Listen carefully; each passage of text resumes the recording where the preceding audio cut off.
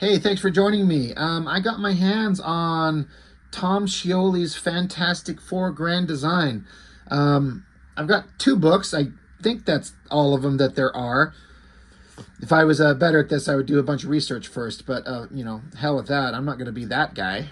I'm not going to be the guy that does research and looks ahead into things. I'm just going to talk about it off the cuff and just kind of discuss what the hell I see right in front of me because that's what people want to see, right?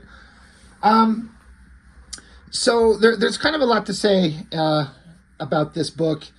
Tom Scioli, I feel like maybe most people, he kind of rose to, I don't know, maybe his most significant prominence is on the Cartoonist Kayfabe channel is where I first heard of him. But it wasn't until I kind of, saw him on the channel and then found out that he had done some stuff that I had heard of. I just didn't know that it was him. But having watched him on the channel and then subsequently followed some of his social media, his Instagram and stuff like that, just like Jim Rugg and the late Ed Piskor, Tom Scioli is a guy that he seems like just like the amount of knowledge that those guys have, all of them, is just so extensive. It's kind of shocking. Like a bunch of us nerds out here, we read comics. We collected them for years. Some of us are creators too, and we think we know all kinds of stuff. But the Kayfabe channel, when Jim and Ed were getting into all kinds of deep cut stuff that I'd never even heard of. They talk about all these artists, or, remember the art from this guy and this guy and this guy, or this art reminds me of this and this and this. I'm sitting over here going, I don't know what the fuck they're talking about. I don't know who they're referring to. And so it just kind of led me to understand. I mean, I know that I don't know everything. I've never pretended otherwise, but it just kind of led me to understand how little I know about just how many artists and creators and books and the history of the art form of comics. And I appreciate that they kind of brought that information out there to all of us. I would watch their channel to watch their wizard reviews and see them talk about old Image comics, for example, but then they're talking about books and artists never even heard of.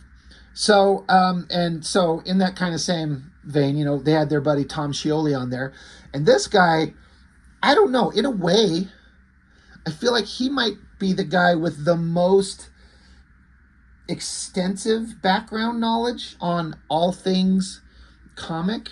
And I guess I can't explain why I think that. It's just the kind of the vibe that I get.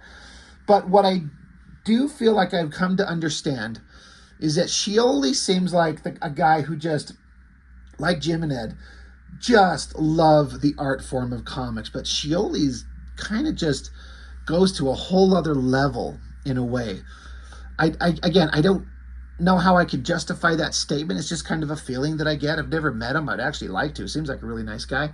But man, does he understand, in my opinion, how to take a concept and break it down to its most pure form and show you kind of an awesome distilled version of an idea. I've done a review on his book, The Witcher, not too long ago, his crowdfunded Kickstarter book, and I really, really enjoyed it. I was kind of surprised. I kind of supported it just because it's a new book, and I wanted to see what it would be like, and I wanted to support a guy. There was a little bit of like, I don't know much about him. I don't know much about his work, but he's doing his first crowdfunder. I'm gonna support it. But when I got it, best case scenario, turned out to be accurate, is that I really enjoyed the work. Scioli's art is very different in that he's not trying to wow you with crazy visuals in the way that you would see from anybody from like old Image comic stuff. Big, flashy, over-the-top, ridiculous visuals. He is only concerned about what is the best way to tell the story possible. Forget the flash, forget the nonsense. Let's just get down to pure storytelling and explain clearly the idea rather than try to make pretty art.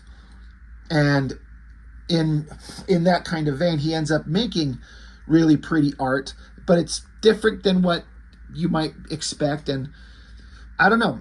I guess I could say Scioli's work, as far as his artistic ability, might be kind of an acquired taste. You have to understand what he's doing and what he's going for. You're not going to be wowed like the way you are at like a Jim Lee drawing. But I think you'll get more emotion and thought and storytelling conveyed in a couple panels from Scioli than any of those other guys. Again, this is just all my opinion. So here we are 5 minutes into this video. So what am I getting at? So, Scioli had the opportunity to do this Fantastic Four grand design. Ed Piskor did the X-Men, and then Jim Rugg did Hulk. And Scioli, I assume he wanted to do Fantastic Four. Scioli is obviously a huge fan of Jack Kirby.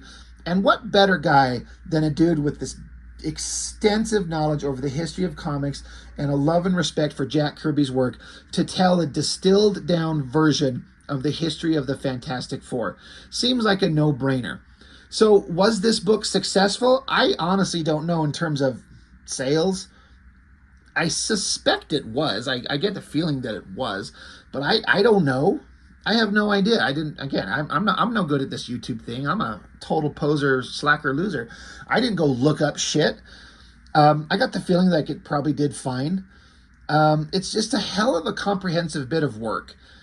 Again, if you kind of understand who Tom Scioli is and what he does. And again, I sit here and talk about him as if I'm some kind of expert. I am not. But I'm starting to get an idea enough to kind of go like, okay, I get this guy. He does things differently, but you'd be hard-pressed to find somebody who could beat him in terms of just extensive knowledge and enthusiasm. It just seems like a real pure comic book artist, and I like it. So anyway, into the goddamn book, right? The other problem for me is that essentially, I don't know shit about the Fantastic Four. I mean, I've been aware of their existence forever. I've been reading comics since I was a teenager. I've heard of them. I'd seen a couple of books here and there.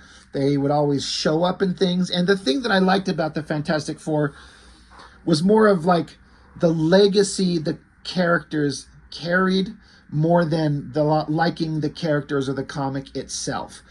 I've said for often that Fantastic Four, in terms of like reinvigorating and reigniting their cultural relevance, is extremely difficult because the X-Men are cool.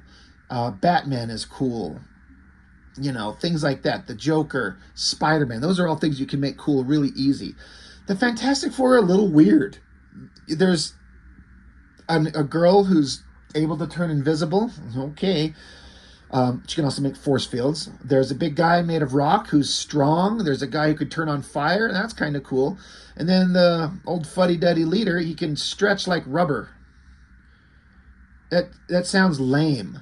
Give me a leader that shoots lasers from his eyes. Give me a guy with the indestructible shield who punches Nazis in the face, That sounds cool.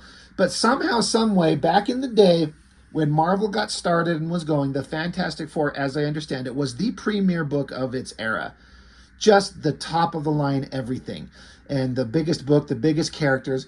And at some point, it just kind of lost that relevance. Maybe it was just the rise of X-Men from Claremont that just a little bit more human kind of stories in those characters.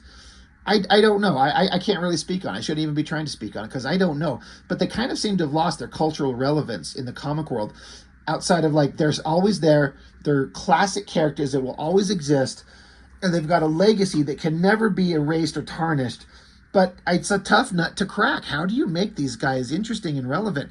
I have never read any of the classic works. I understand if, again, somebody correct me, Stan Lee, right, and Jack Kirby were the writer-artist team on Fantastic Four and did 100 straight issues. I would actually really like to read those after having gone through this. My only problem is that, as bad as this sounds, those old school comics that are old and severely dated in their presentation are a little bit of a slog for me to get through. Like, I get how they were good in the era, but they don't read with kind of modern-ish storytelling sensibilities. And sometimes, I mean, that's not a problem for some people. For me, it's a bit of like, this is, I don't know. I don't know if I could get through it very easily. I'm not sure. But what I do understand, it seems like there is just a wealth of crazy, superheroic, action adventure, sci-fi superhero ideas just crammed into the Fantastic Four concept. And so I was excited to read this grand design because, as I understand it, it's a breakdown and a distillation of everything Fantastic Four from their beginning up until whatever point. I've only gone through book one. We'll do book two at a later time. So, but what I also wasn't expecting is I thought it would start with like issue one of Fantastic Four. But having never read it, I don't know. But what I think Scioli did is his breakdown of the Fantastic Four universe isn't starting with what happened in issue one of the Fantastic Four. It's starting like chronologically in his book here with stuff that they introduced probably in issues way later, but it happened first in terms of when in the time of history did it happen. So it feels like he started at the beginning of the history, not the beginning of the comic. Again, if you've read these and you know better than me, please clarify where I'm mistaken, because I would like to know. And so this book itself, it was both incredibly fascinating and a little frustrating. And you'll see what I mean when I get into it. One of the things I also kind of found frustrating is this Fantastic Four logo. There's like duo lines, two lines, like it's kind of offset. It makes it hard to read. Like I can read it clearly, but it looks like it's out of focus. The cover was kind of the same way with the color treatment. I would like to know what Scioli's mindset was, because he doesn't do anything without thinking about it extensively. I would like to know what his thoughts are on creating that logo like that and that one like that. It's interesting, but it's a little weird. But, you know, surrounding this, you know, credits box, you got all kinds of things that are, you know, adjacent to the Fantastic Four. I actually really liked the design with the circle in the corners with the team. And then some characters and things that I'm not really familiar with, or they look vaguely familiar, but I can't tell you exactly what it is. Like, I'm guessing that's Reed up there. I don't know what this thing under here is. Here you've got the Watcher. And then this technological thing, I don't know what that is. Is that something from Galactus? I don't know, but it looks very familiar. I know I've seen it. I just don't know what it is. And then the classic, you know, Baxter Building, the fantastic car with Johnny flying along, Doctor Doom, Namor, some character that I know I should know, but I don't, and then the Mole Man and the creatures. Just like the classic characters, villains, monsters that the characters are known for. So getting into it, I was actually surprised, and I was really fascinated by how it started, though I am a little confused. So it starts out with, I'm like, okay, here's the Fantastic Four. Well, first off, I thought this picture of Eternity was freaking amazing. I think that looks so neat. And also Scioli's artwork, I got to talk about it. Like I've said before, he's not trying to wow you with crazy visuals like a Rob Liefeld or a Jim Lee. That's not his point. Simple and clear is what he's going for.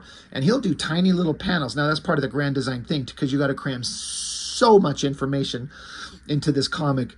So you can't be wasting space with big images. You got to have little panels to kind of tell the story. As far as I understand it, he works digitally, and he does a kind of almost like a drawing style that looks like pencil. Like, it's not traditional black and white artwork trying to mimic inked pages. It's not like black line work on white paper, whether traditional or digital. It's all digital tools, but to me it looks like it's meant to evoke pencil work, but not inked work. And then the color treatment he does. Also, the comic is done in a way to make it look like it's old paper, like maybe old newsprint faded stuff. Like you see this background behind Eternity. That's not white at all. So it's interesting. And so now the story as it started out here, you know, it starts out with, I'm like, all right, that's the Fantastic Four, right? It says, me and my 3 best friends are going on a trip. A plague is creeping across the world. We're doing this for the survival of our species. The clock is ticking. And then you got what I would assume is Reed, Sue. Um, or is this Reed? That's Reed. That's Johnny. And Ben Grimm. So I'm like, okay, there's a Fantastic Four. And it's just a simple little, like, couple of text boxes telling you something. Now, a plague is creeping across the world. Is that part of the history of the Fantastic Four when they started? But then I'm like, is this not the Fantastic Four? Because as this 2-page spread, there's some interesting things going on here I had no idea about. But I don't know, like, is this in the Fantastic Four world? I need your help. Please explain to me. So again, I just assumed the Fantastic Four, and it says 4 astronauts walk into a rocket. Stop me if you've heard this one before. So then it's got the Watcher. And he says, I am the eyes of eternity, which I thought was an interesting idea. Eternity is the embodiment of all that is, which is a crazy, weird, psychotically wild concept. But the Watcher, Watu, he is the eyes of eternity. I'm like, that's an interesting idea. He says, from my vantage point, I watch. I see a world's last desperate flight into the night. And it says TAA, Ta. Is that the world that they're from? So is this not the Fantastic Four? Because it continues, 4 astronauts chosen by fate, a doomed flight, I watch, cosmic rays, catastrophe, I move in for a closer look, I watch. And again, I'm like, well, this is the Fantastic Four, right? I mean, I don't know, a world's last desperate flight into the night. How's that relevant to the Fantastic Four? There's 4 of them. And then the cosmic rays, okay, I love this shot. It's just this little tiny panel of them being bombarded with the cosmic rays. It's a really interesting way to portray energy and cosmic rays and a change. And so, the Watcher moves on to watch. And then, so he's like, I watch. And then there's this one figure of this character, like, dissolving, dying, something. He says, I do not act, I do not interfere, which is what the Watcher does. But this guy on the ground, who's one of these characters that were in the shuttle rocket thing, I mean, right? And so Watcher is watching. The hand reaches up. He steps back as the hand reaches closer to him. He turns his back on it and walks away. Then he looks back. And he continues to walk away. A little bit farther, he says, I watch until there is nothing left to see. I am Uatu, the Watcher, not Uatu, the actor. But then he holds his hand in the air in a burst of energy. He says, for the first time in an eternity, I act. Only the slightest effort is required. I gently nudge him towards survival. So this figure that was dying or dead rises off the ground, and then we're in a technological room with the Watcher doing something to him. It says, if you save one man's life, you save the world. Just this once, it says, as a hand bursts out of this energy bubble, and then the Watcher is covering up his face with his cloak, and you see the silhouette of Galactus. And so now Galactus looks upon the Watcher, and it says, what is the worst that could happen? So I'm like, wait, stop, wait. So is this, because I understand, again, I don't know the history of Galactus, but my understanding is that he's the last survivor of like the previous galaxy or universe that existed before ours, something like that. Like he's from another reality, he's the last survivor of it. And he's this ancient god being. But the Watcher created him. So if this revived being is Galactus, and this revived being is this guy, and this guy come from this rocket, then this is not the Fantastic Four. So maybe that's why a plague is creeping across the world. So what am I missing? What part of the vast, expansive story of the Fantastic Four do I not know? Was it some alternate universe Fantastic Four characters, and one of them was turned into Galactus by the Watcher? Or am I completely stupid and missing the point? I think the ideas were fascinating. The Watcher, of course, the Watcher's always, I'm never supposed to interfere, yet he always fucking does. And that's fine, I don't care. But the fact that he created Galactus, is this canon? Is this in the Fantastic Four? This would be a fantastic opening scene to like a movie outside of the confusion it would create for people about who these people are. So I was instantly like, oh, I don't know what the fuck is going on, but I'm interested. So I'm like, okay, I had to like reread it and think about it. Now I could go onto Google and get some history, but I wanted to experience this work. That's these grand designs and their point, right? It's supposed to distill everything down to the basic pure form of the story. And again, it's like they're starting at the beginning of time, not the beginning of Fantastic Four #1 from 1960, whatever. So I thought this interesting opening with Uatu and Galactus was really fascinating. So then it continues on, and I start understanding what I'm looking at. Oh God, I hate it when my brain fucking shuts off, and I can't think of what these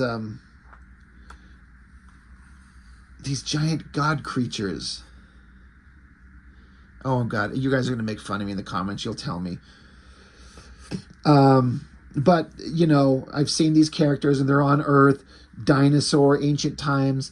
The story of the Fantastic Four is the story of the universe. Monsters ruled the Earth. One day, the gods arrived and left their mark upon the world. They ran experiments on what they found. Ape became man, deviant, and eternal. Now, I have to say, I got to point this out. I had heard of the Eternals. Celestials. Jesus Christ, right? That's what the fuck they are. Goddamn. Celestials. I was aware of the Eternals as far as a character concept that had been done in the comics, Kirby involved. I had never heard of the Deviants until that stupid-ass movie. And what's funny is that Eternals movie, I think, did more harm than good. Because I read Ape became man, deviant, and eternal. I'm like, oh, don't talk to me about the Deviants, mindless, stupid lizard creatures. And the Eternals characters I don't give a shit about. Now, the movie is nothing like the comics. I know that, even having never read the comics, but I understand there's vast differences. But the basic concept, you know, I guess is in there in the movie. But it just made me go, I'm already kind of like, ugh, forget these Eternal things. It just is an element. It's so convoluted. Dinosaurs became more dangerous. Dinosaurs became smart. So now you got Fin Fang Foom. And they talk about the Kree favored the race of man and gave them the tools needed to have a chance against their eternal and deviant cousins. The Kree sped up their human evolution during their short shore leave. Blue skin entered the human genome. Their children were dubbed Inhuman. So we're getting the history of Celestials, Eternals, Fin Fang Foom, the Kree, the Inhumans, all these things, all these concepts that I've heard of, but I assume these are backstories that were introduced later in the comics, and I didn't know so much of this. So it kind of goes on about the Inhumans, genetic experimentation, ancient Earth, all kinds of crazy stuff going on here. Again, stuff I've never read, stuff I don't know much about, but all these ancient characters, even showing the Fantastic Four team themselves. But this is supposed to be way back in time, but I know the Fantastic Four have time-hopping adventures, so it would make sense if we're showing stuff that happened centuries ago. The Fantastic Four could have shown up because they're jumping around time all the time. So, really interesting stuff. And then another element that I liked right here that was a really interesting concept that it'd be really neat if they did this in a movie. They never would, because I think they would think it'd be too silly. It says, I like these four, but the Watcher plays no favorites. As this planet occupied more and more of my attention, I decided to build an observatory in an abandoned Kree outpost on Earth's moon where I could watch this world more closely. So the blue area, I think it's called. And then it just cuts to a silent couple of panels of Galactus just holding his fist up, opens his hand, and then there is the Silver Surfer, and he just blows him off his hand, almost like a leaf on your hand. You just blow it away. I think that is such a visually interesting idea. I thought that was just so entertaining, so neat. I love these ideas that Scioli comes up with. And again, I think if you're showing this book to your average-ish reader, it might be, here's my problem with this book, is so much information crammed into all these pages, little tiny panels. I think if this is a brand new book for a person to read, it becomes difficult. And it gets more difficult as it goes on. Because I was reading this, I'm like, okay, I'm following. I know what's going on. I'm following. I'm aware of the history of some of this stuff. But I kind of have to fill in the gaps. Another thing I don't understand from a creative standpoint is why Scioli chose... I'm assuming this is in all books. This is the only copy of this book I've ever read. But see how this bubble, it's got this like faded color inside the bubble. And it's in all of them. Again, I don't know if that's some attempt to, recreate or mimic old comics that are fading. It became distracting to me. But if it was pure white, it would be like a glowing light bulb on the page, because everything's got kind of like a old comic phase, or a haze over it, which I like. But this kind of like faded, scuzzy background on the text boxes, I'm sure that Scioli has a reason for doing it. It's not just arbitrary. There's a reason, but I don't know that I like it. But it continues on with history, the Sphinx, all kinds of characters. Among Earth's many conquerors were the Rainbow Travelers, which I thought was a really interesting way to refer to the Asgardians, because I'm assuming that's Odin. I mean, it looks like. Just all these ancient concepts, and again, going in chronological time. Got more time traveling stuff with, you got Thing and Johnny Storm. It says it was all to protect his 6 stones of power. So does this character have the Infinity Stones here? Were the Infinity Stones introduced that long ago? I have no idea. The first time I ever heard of the Infinity Stones was in the Infinity Gauntlet comic, which I understood I was missing a lot of the backstory. I hadn't been reading Silver Surfer or anything like that. But again, more ancient history of shit that's awesome. Pirate ships, Thingbeard, which is, it's both cute and stupid at the same time. Trying to play like a pirate, whatever. There's some point where Black Bolt was born as a baby and he screams, and that blows things up. Just introducing all these concepts, all these crazy ideas. It's interesting. Like, again, correct me if I'm wrong, Stan Lee was writing this, I'm sure in conjunction with Jack Kirby, right? Like, it wasn't just Stan Lee, right? I know there's a lot of kind of back and forth about exactly how much of a contribution to the stories did Stan Lee actually have. He'd provide an outline, a plot summary, and say, fill up, 17 pages with story, and then we'll script it after the fact, Marvel method. I would like to think that perhaps the majority of these crazy superhero science adventure ideas, both of them, but probably more Jack Kirby. Again, tell me in the comments. But the stories just keep going on with all this history getting into... Now we got, the introduction of T'Challa, the Black Panther, his father, where he comes from. The creation of Namor. Sorry, I can't help but say it anyway, except that after that second Black Panther movie. And his introduction into the story, fighting alongside Captain America. All these characters and these ideas, like you said, this makes me want to go back and read all these Fantastic Four comics. I'm just wondering where I could find them, all 100 issues, and would I get through them without being like, ugh, this old material, it's so hard to read, And that's my own fault for finding it difficult and old in its presentation and enjoying it in the way that I should.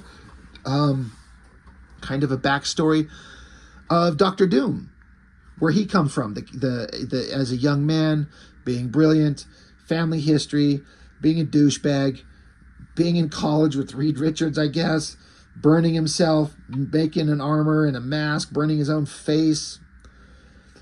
The introduction of Doctor Doom, another character that's a tough nut to crack. The name sounds so stupid. How can there be a guy named Victor Von Doom? And you do it in a movie where you're like, oh, I'll accept the name Doom. But that right there should be, if somebody's got the smarts to make that character come alive in a movie, they should, but that would be difficult. And then we get into, now I guess we're up to kind of current-ish. My name's Benji. I was born on Yancey Street. So we're getting to the Ben Grimm history. Like grown up in New York. He's tough, kind of a tough, not known as like a smart, brilliant guy. That's the kind of juxtaposition of Reed Richards. Absolutely brilliant. Ben Grimm, he's like streetwise, but he's not science-wise, but he's a tough guy with a heart of gold. And then we get into, his backstory, and then we move on to Sue Storm getting, or some information, right? I mean, no, I just see a blonde chick, and I assume that was her. But basically, maybe it is. I'm sorry. Reed Richards is meeting up with Ben Grimm's like, I'm building a rocket. It's going to Mars, and I want you to be the one to pilot it. So it's setting up the initial story for these humans to go into space and get bombarded with cosmic rays. Then it gets into the Reed Richards history. There's an interesting story element going on here that I've never heard of, and I wonder if this is the old Jack Kirby comics or not, where at 4 years old, Reed Richards solved a Rubik's Cube. So his dad was like, we've got a genius on our hands. We need to take him to a place of education and show them that we have a genius son. But then Reed, as a little kid, admits he just peeled the stickers off and put them back in the right place. He didn't actually solve the Rubik's Cube. And so the scientist guys were kind of pissed, like, you never had him repeat the task? Shouldn't you have done that before you set all this in motion? So it shows Reed Richards' dad driving him home, and it says, this is Reed Richards thinking, or it's just, text talking to us. It says, he never called me a genius again after that. Didn't stop me from trying. So it's like Reed Richards learned a lesson about you can't fake your intelligence and lie to people. You need to actually be smart, and he learned a lesson. So all kinds of crazy, the history of him as a child growing up, building his rockets and stuff. He talks to Victor Von Doom about his plans to build a rocket, and Doom's like, a rocket? How mundane. I'm trying to reach the afterlife. Scary, interesting, fun. Then we get into Johnny Storm, Sue Storm, and just kind of their whole history. And then, we're getting to the part where we're getting to the special moment where the Fantastic Four become who they are. They've all met. So what I'm getting is like, these are all these moments distilled down in a bunch of small panels to give you the basic concepts of everything. And so you can understand who these characters are by telling you everything about them, but as succinctly as possible. But again, the narrative is a little hard to follow because it's such a non-traditional narrative. It jumps all over the place. Big time jumps, which makes sense. You have to. You just get a little panel to show that, as a kid, he was kind of tough, a tough little kid. Then he's older. He's a little bit of a thug. Just jumps around. So then we get to this moment where I guess they're going to steal the shuttle. There's again that panel with that kind of faded, scuzzy center where the text box is. I don't like it. But anyway, they decided they're going to steal the rocket. It says, this is Ben Grimm. You're talking about stealing a rocket from Uncle Sam? Count me out. And so Sue calls him out. I never thought you'd be a coward. She punched his man card. So now they're getting on. They go sneaking in like they do, the kind of standard thing. They sneak into the place, jump into the rocket. They're bombarded with cosmic rays. And again, I like these panels showing the cosmic rays hitting them. I would never think to draw it this way. And I wonder if this is Scioli doing a thing that Kirby established. I don't know. And then, showing like Johnny on fire. He's screaming, I'm on fire. Like, what a nightmarish, scary thing. The rocket coming back to Earth. And then the classic, they come out and their powers start manifesting. Sue starts turning invisible. Ben starts turning into the big rock monster. And he's pissed off at Reed. Reed's stretchy rubber guy. This makes me stop and think of, I've been going through the Planetary series, and I've talked about this. My favorite version of the Fantastic Four are the four in Planetary, which are a exact, like, I don't know what the word is, like amalgams, that's not the right word, avatars, alternate versions of the Fantastic Four, but incredibly evil. Super evil, scary evil, and they're only seen in like bits and pieces here and there throughout the entire series, and then a couple of pages here and there, but their presence is felt through the entire book. for its entire run until the climax at the end. That is one of those things that made me really like the Fantastic Four. It was these evil versions of them created or written by Warren Ellis. And it made me kind of also appreciate the good guy versions. Like the Fantastic Four could be so dangerous if they were evil, but I like that we get to see both of them. It's hard to explain if you haven't read the book, but yeah, the four in Planetary are incredibly interesting characters, and it made me like the Fantastic Four even more. But this scene of them on the rocket and being bombarded with rays, there was kind of a whole scene like that done in Planetary. It's really good. Continuing on, though, the classic Fantastic Four, they get their powers. And so they have their... We're going to have to decide what we're going to do with ourselves. I've got fire powers. I can turn invisible. I'm a monster. The government's after us. They're in the newspapers. It took me a second to figure this out. It says Reed Richards, lonely genius. He's got a gun and then shoots it. It took me a second to, I guess, if I understand correctly, this little gun, this little revolver, he shoots a bullet thing into the air, and it creates the 4 symbol to call the rest of the team, like the bat signal kind of thing, because they all come a-running. So I was like, what is he doing with the gun? And so is this in the comics? Is that how that went? Again, it makes me want to read the books, because I'm sure this is distilled from the actual stories themselves. So they get into kind of the classic adventures, monsters coming out of the ground, the Mole Man, a recreation of what is that scene from the cover of the first issue of the Fantastic Four right here, and how that whole adventure went. Again, I'm aware of it on the most basic level. Never read it. Don't know exactly how it goes. We get into it where, the team was trapped. How do they escape? Reed Richards can squeeze out of things. Thing can just punch his way out. Says we made ourselves costumes for better branding. Got themselves a Fantastic Car. And just kind of becoming a group of characters and superheroes in New York City, the Fantastic Four. They find this guy who'd lost his memory, and you find out it's Namor. They dump him back into the ocean, I guess, and it revives his memories. He's a little bit pissed off at everything that's going on, but he's kind of hot for Sue Storm. Sue Richards. Well, I guess they're probably not married yet. Dr. Doom is watching all along. There's a time portal, I guess, that Doom sends them through history.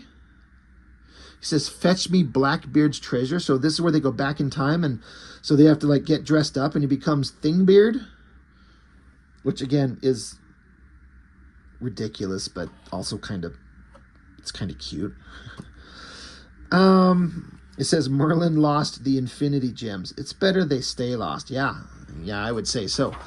But then it was about this point here where it started to get a little bit, because there's so much going on and they're jumping around so much, and having never read these stories, it became kind of hard to get through, because it's just moving through these stories. I bet if you've read all these Fantastic Four comics and you know these stories and you know everything, like some of these, I would guess, I don't know how many issues are there. There's so many that sometimes an entire issue is summed up in one panel, maybe one page, just to advance the story through all the history of these characters. So, excuse me, you get the sense, obviously, that these characters go through so much stuff, have so many crazy superheroic adventures, some silly stuff, some crazy stuff, but it just become a bit much to kind of follow a narrative, and it became hard to read. Introduced to the Hulk, the Thing and the Hulk always have an ongoing battle where Hulk always kicks the shit out of him, it seems like. And then more things with, what do you got? I swear I saw Ant-Man,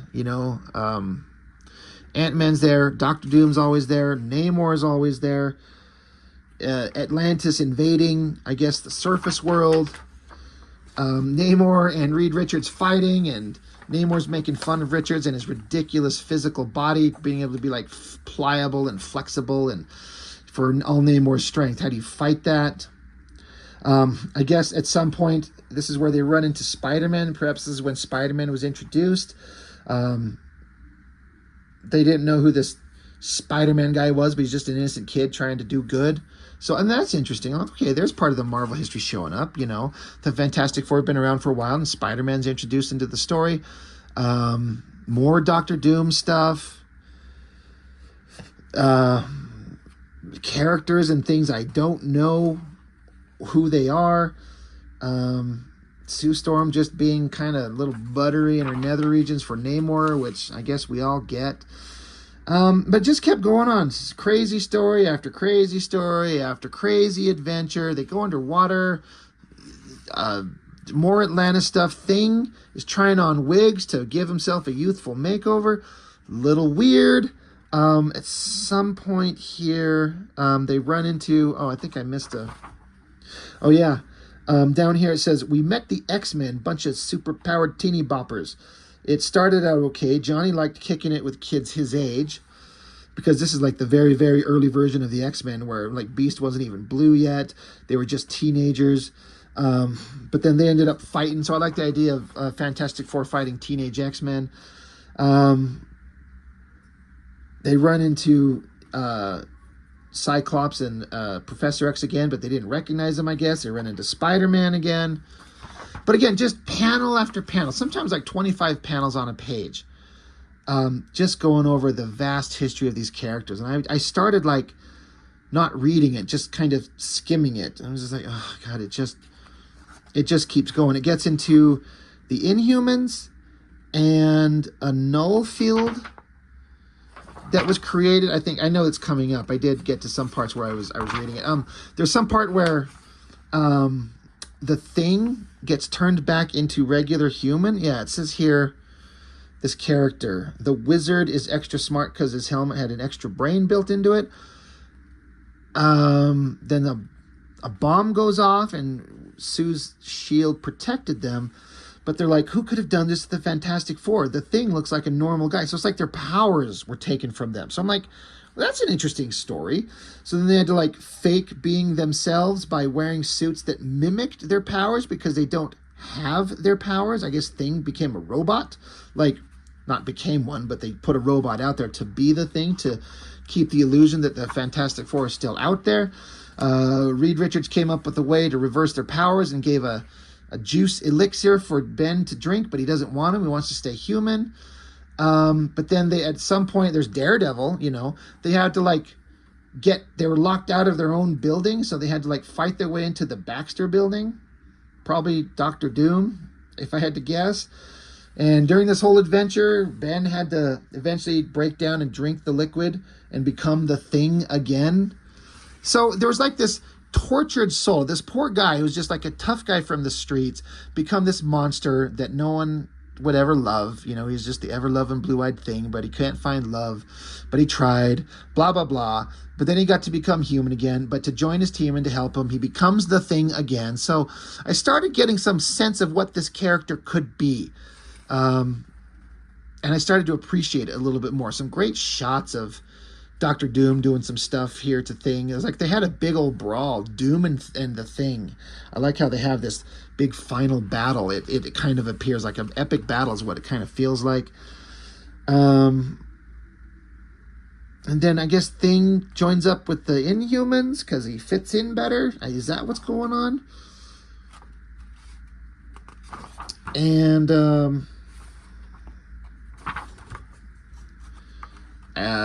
they finally get married. Reed and Sue, they're married. More interactions with the X-Men.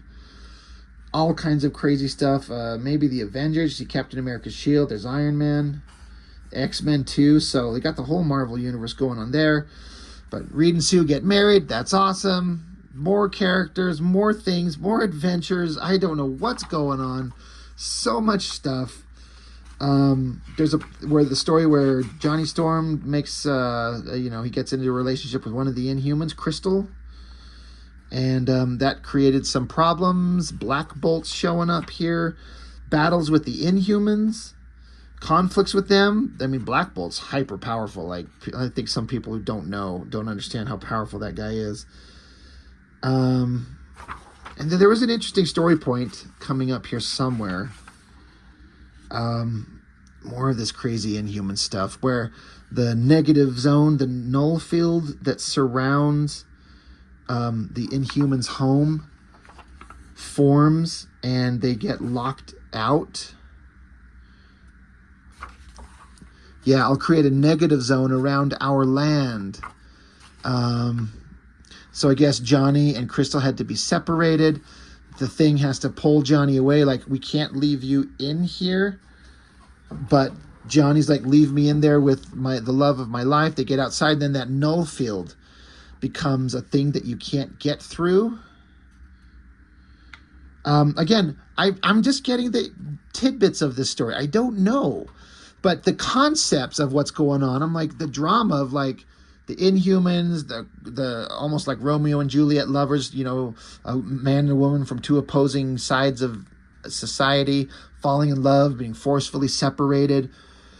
I was like, this is an interesting story. There's a really interesting story going on here. And then it just kind of cuts to the Silver Surfer, who we only saw at the beginning when Galactus created him, and he's just traveling the cosmos. I like that shot. It's really interesting and kind of, I don't know, there's something evocative about it. And like, it's like the coming of Galactus. Like these other beings, they're like, it's him, it's the Surfer, full blackout now, everything, shut it all down before it's too late. Hopefully he'll pass over the Skrull galaxy. So it's like, it's the coming of the Herald of Galactus. You know, when Surfer was like a being to be feared because of what he represents and who's coming with him. I'm like, again, great ideas going on here. And then it ends with the Fantastic Four, I guess, coming back to Earth, and then New York's gone to hell. It's like it's on fire, and then to be continued. That's the end of book one. There's some kind of supplemental material in the back. I didn't read any of this. Again, it just probably feels like it's Scioli's kind of need to explain a bunch of stuff in case you don't know, which is probably very interesting stuff, but maybe reading this would help explain some of the things in the book that I'm over here going like, I don't know what's going on. But anyway, so that's what I'm talking about when I say it kind of was a slog in places because there's so much going on. Look how many panels are going on. This isn't artwork designed to catch your eye and look at that cool shot of the guy punching the big monster. It's all conveying ideas and story. And this is a hell of a bit of work. Like, this is not easy to do. So I commend Scioli for creating this. I love his simplistic, old school Jack Kirby-esque style that he's employing here. It's clear, it's simple. It makes me like the Fantastic Four and all these characters surrounding them. Like I've said multiple times, it makes me want to read all these stories. But also, this grand design, it's not the easiest thing to get through, especially if you don't know these stories. And I kind of don't, so it's kind of hard. So I commend it for being a brilliant bit of work. I'm not going to do book 2 right now. I'll get to book 2 at another video because I have to have the chance to kind of read it and get through it and understand what's going on. But the Fantastic Four, they exist for a reason.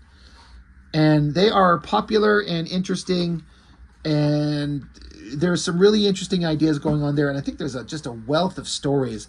But I don't know how you crack that into the modern day. I feel like they've tried several different versions over the years to like, we're going to make them the premier superhero team again. But they've never been what they were when they started back in the 60s. They was just never the same. But they're classic characters that are, should be respected for what they were and what they are. And I don't know. We'll see what happens. There's a Fantastic Four movie in the works. I'm sure it'll suck because everything Marvel, the MCU does anymore is terrible. Maybe we'll get lucky. It needs to be set in the 60s. It needs to be a period movie, I believe. Who cares what I think? So anyway, yeah, Tom Scioli. I mean, what a guy.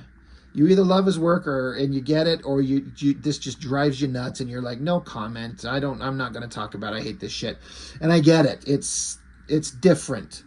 But the guy knows what he's doing. He understands comics, and everything is done with a thought behind it and a reason. And that is more than I can say for some people. So anyway, book 1 of Fantastic Four Grand Design. Strange stuff. but interesting stuff. And I'm actually interested. I'm kind of really kind of excited to get into book two and see what I can kind of gather from that about, and kind of the little bit more I can kind of get from the history of the Fantastic Four. So that's all. That's all I got for now. Thanks for watching. See you next time.